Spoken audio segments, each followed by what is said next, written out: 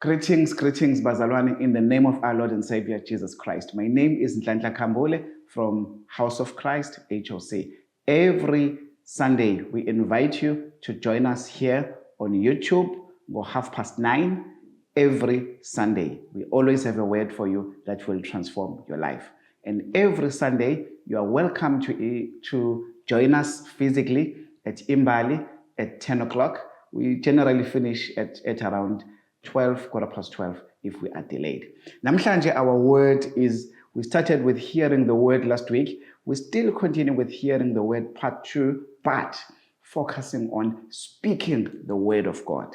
Speaking. So it's one thing to hear the word, but what do we do to keep and make the word alive in our lives? So the one way of making sure that we keep the word alive in our lives, it is speaking the word of God. So let us go to the book of Hebrews, chapter 1, verse 1 and verse 2.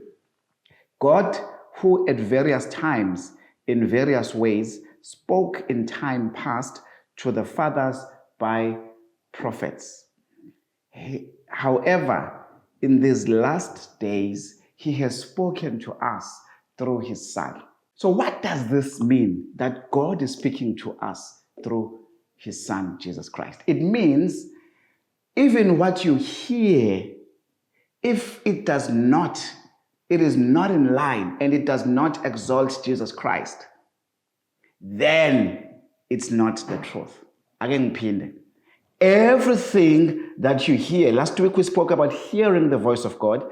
Everything that you hear, if it does not ingaphakamisi indodana, who is indodana, uJesu Kristu, if it has to be Christocentric, it has to elevate Christ, it has to be about Christ, it has to be about the work that Christ had achieved for us at the cross. It's about the finished work.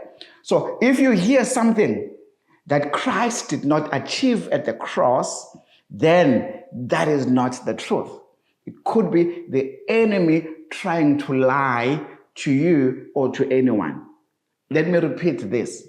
What does it mean that Jesus Christ, that God is now speaking to us through Jesus Christ? It means Christ should be at the center of the message that you hear. Now, what does that mean?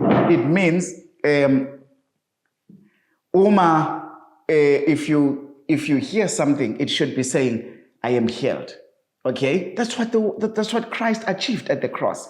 It should be about what Christ achieved at the cross. What did he achieve? He achieved the atonement of our sins. It should be about the forgiveness of our sins. It should be about our healing. So everything that you should hear should point you towards Christ.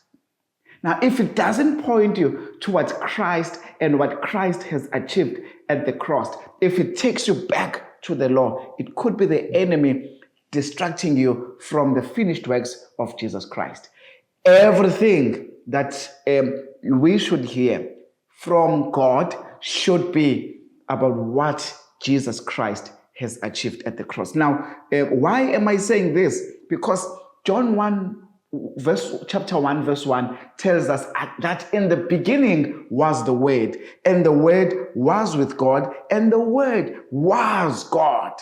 In the beginning, kwakulizwi, wayekhona ulizwi, and ulizwi wayenguNkulunkulu, and ulizwi wayekuNkulunkulu, wayenoNkulunkulu, and ulizwi wayenguNkulunkulu. Now, verse 14 says again, and then the Word became flesh. Now, it explains the Word, and then it explains also the location of the Word at the beginning, which is, and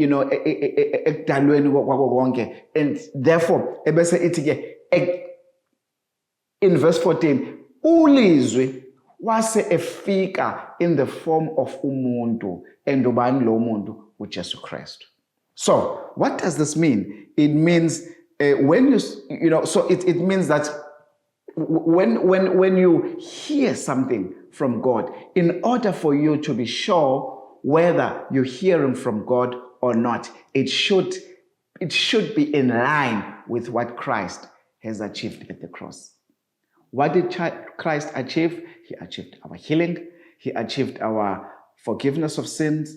He achieved our deliverance. He achieved our peace. He defeated death. He achieved our victory. So zonke lezinto, he achieved our, he defeated poverty so that we can be rich. He achieved our blessings. Because all those things asisazisebenzeli, siyazamukela kanjani ngokukholwa and sesenzelwe vele umsebenzi uKristu at the cross. Now, I want you, so last week I had promised ukuthi I will teach you how to hear from God. Now, before ngihambe ngiye in speaking the word of God, if what you are hearing is not about Christ and what Christ has achieved, then you are hearing something wrong. It should speak about what Christ has achieved at the cross. So now let's go on with the land. So Jeremiah chapter 1 verse 12, uthi, you have seen correctly, for I am watching to see that my word is fulfilled. uNkulunkulu ufuna izwi lakhe libe fulfilled. And then ebese uthi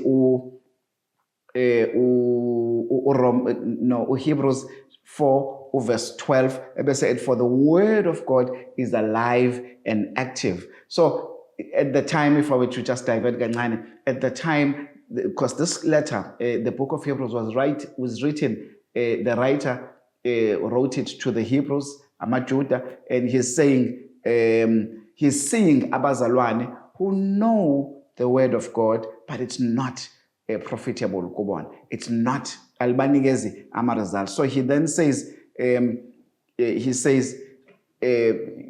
word of God should be alive. The word of God should be active. So bayathandaza kodwa the word is not productive. So the word of God should be alive because it carries God's presence. The word should be active because it accomplishes the purpose kaNkulunkulu. So here we see the word logos in Greek changing to become rhema, active word.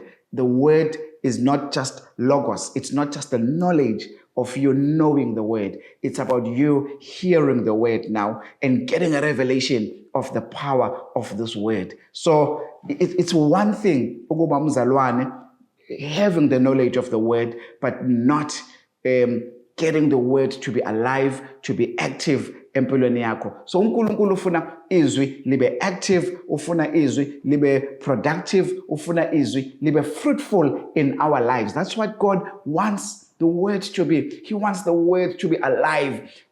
Into alive, into philayo. uNkulunkulu ufuna izwi liphile bese liyasiphilisa. So the word of God should be alive in our lives. The word of God should be active in our lives. The word of God should provide healing, which is what Christ has achieved for us at the cross. The word of God should be a blessing because that's what Christ achieved. He was made a curse so that we can be blessed. The word of God should be productive. It should be it should be fruitful in our lives. So that's what the scripture is expecting us. Ukuthi lingabi knowledge kungabe ukuthi ngiyalazi izwi, akube ukuthi ngiyalazi kodwa futhi ngiyalizwa, but number 3 also I live it.